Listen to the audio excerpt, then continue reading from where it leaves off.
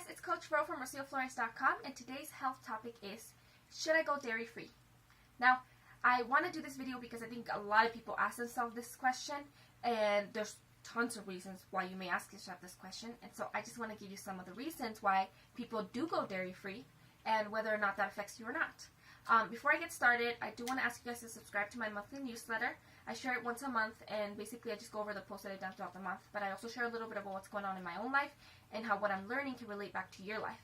Also, when you first sign up, you're going to get a bunch of freebies on your email, so you get a ton of stuff, like for example, when it comes to health, I give you guys a 3-day health plan that can help you with getting on track when you're first starting out on a meal plan. So make sure that you check that out and let me know what you think. But so I'm only going to go over 4 points for this. I think there's, in general, many reasons and a lot of information to know when it comes to the dairy industry.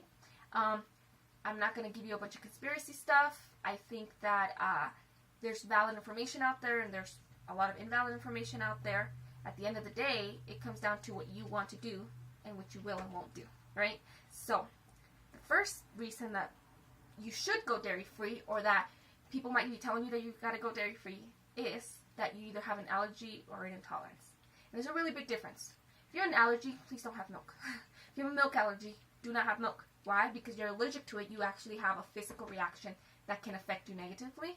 That is very different than a sensitivity or an intolerance. Like, there can be life-threatening or, you know, a reaction that can hurt you in the long run, okay? So if your doctor's told you cannot have it, don't risk it. Go dairy-free. Avoid whatever things your doctor told you that you're supposed to avoid, okay?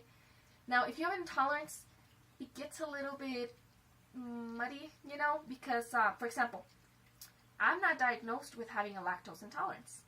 I talked to my doctor about my symptoms, and they're like, well, you don't really need to get diagnosed because it sounds like you have it, so what's the point? You already know how it affects you. You know how it affects you. At the end of the day, am I going to have ice cream? Am I going to have milk? Am I going to have the things that, while they make me feel crappy, I still want to have, right? So when it comes to an intolerance that isn't allergy-driven, that isn't going to affect you in, you know, in a catastrophic way, but it's going to make you feel like crap, well, it's really your choice. For example, I don't like to drink milk. I don't like to drink just milk. I don't like it as much, and it's very rare that I want to drink it like that. But I like cheese, and I like cream cheese, and I like dairy products. I love dairy products. And so, even though I know a lot of times if I'm going to have ice cream, it's going to make me feel really bad later, I still do it. And I'm okay with it. I've just learned to live with it. There are a lot of people who are not okay with feeling like they don't want to have to deal with all that stuff. So why should you? If you don't feel like having stomachache, and you don't feel like having other issues, then just don't put yourself through it. It's a choice that you can make, and that's perfectly okay. Now, if I were you, I wouldn't tell everybody, because then people will have an opinion on it. And it may affect how other people think about what they should be doing about their health.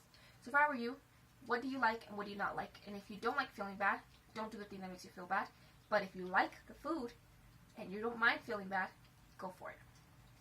The second thing is weight loss. So there is a lot of information out there on whether or not you should or shouldn't have dairy for weight loss. And it depends on the method, you know, like the method or the type of diet or the ideology behind the diet that may tell you, you know, you shouldn't have any dairy because it makes you bloated, or it can cause inflammation, or it'll affect you in this way and that way. And there is a lot of legitimacy for a lot of that. When it comes to the actual fat loss, a bigger portion and how it affects you has to do with the calories that you take in and the macronutrients that you're taking in. So having full fat dairy products often will probably affect your weight loss. It will make it more difficult. It may take longer for your body to release some of the inflammation from it. And because of that, you may not want to have it. But that doesn't mean by any means that you can't lose weight while eating dairy. Because if not, I wouldn't have lost any weight, because I eat cheese all the time. I love dairy products. And so, you know, if you're taking care of your macro count, so you know how much fat versus protein versus carbs you should have, because milk has all of them, and you know how each of the products, like what cheese falls under and how yogurt affects you and how, different things affect you, then it's up to you. Honestly, it's if you can make it fit, it can fit, and you can still lose weight, and you can still, and there's a lot of options. So there's fat-free milk, right? And there's 2% milk, and there's fat-free yogurt, and there's yogurts that don't have lactose, and there's so many different varieties, and there are a lot of things that are actually really good for you and can actually really help you on your meal plan. Greek yogurt's one of those things that you can use as a protein that is amazing, especially if you get a lower fat content one, because you're getting a whole lot of protein in a really almost like a clean way. You're not getting a ton of other things in it if you have it by itself. And then you can add fruit, and it's just very versatile. You can make it in smoothies, you can have it for breakfast, you can have it during lunch, you can use it as sour cream. I mean, there's so much use to it, right? At the same time, cheese is really hard to have in small quantities, and it can be very triggering. And for many people, having a little bit means I want to have a ton, and then from that, they want to have a whole pizza. So if you recognize that having a little bit of something is going to affect you in a really negative way, then you have to make that decision. Is this worth it? If it's not going to affect you and it can actually help you, then you get to make that decision. It's totally up to you. There's no definite you cannot have dairy if you're trying to lose weight. No. But there are a lot of things to consider. So make sure that you're paying attention to that. Also, there are a lot of alternatives. So it's good to think about that. And that goes into my third point. There are people who can't have dairy because of their specialized diet. And so when it means specialized diet, I mean either for belief systems, certain body elements, like they just can't have a certain type of nutrient, or it's part of a bigger plan that they have. It's just in that moment they can't have it, or their meal plan doesn't allow for it. And so you really got to think about, one, what is your personal belief system, your own ideology, what your own goals are, because you may have a vegan friend who doesn't have any dairy products. Okay? Great for her. Do you want to be vegan? You may have a friend who follows a specific religious ideology and they don't want to have a specific type of product. Is that what you want to follow? You may be doing a very specialized diet, you may be doing keto, but depending, regular milk might have too many carbs if you're already planning the rest of the day. Or you have a specific other type of diet where it's low fat, and milk might have too much fat. And so just because it works for somebody else doesn't mean that you want to follow that specific diet as them and follow that exact same plan. And just because it's working for them, it may not work for you. Obviously somebody who's avoiding it because they're lactose intolerant, if you're not, then it doesn't match. So people have their specialized diets, and that's perfectly fine, and they're following the things that works for them. What works for you? So specifically, what do you want to follow? Are you going on a vegan diet thinking that it's for weight loss, or because you genuinely believe in the ideology behind the vegan diet and not having any animal products? Or would a vegetarian diet be a little bit better for you, where you don't want to eat meat, but you're okay with eating dairy milk?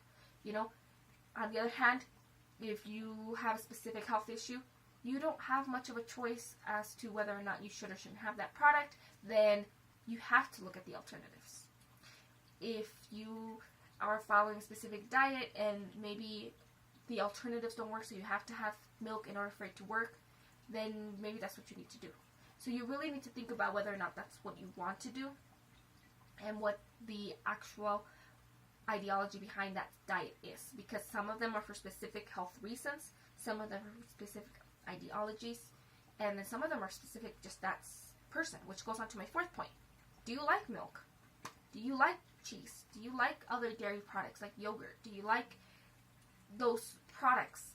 If you like those products and you want them to be a part of your diet and it doesn't affect you in any ideological or physical reason, then make them fit. It's possible to make them fit and to be healthy and to manage your weight, either way, if you're trying to gain weight or lose weight or maintain.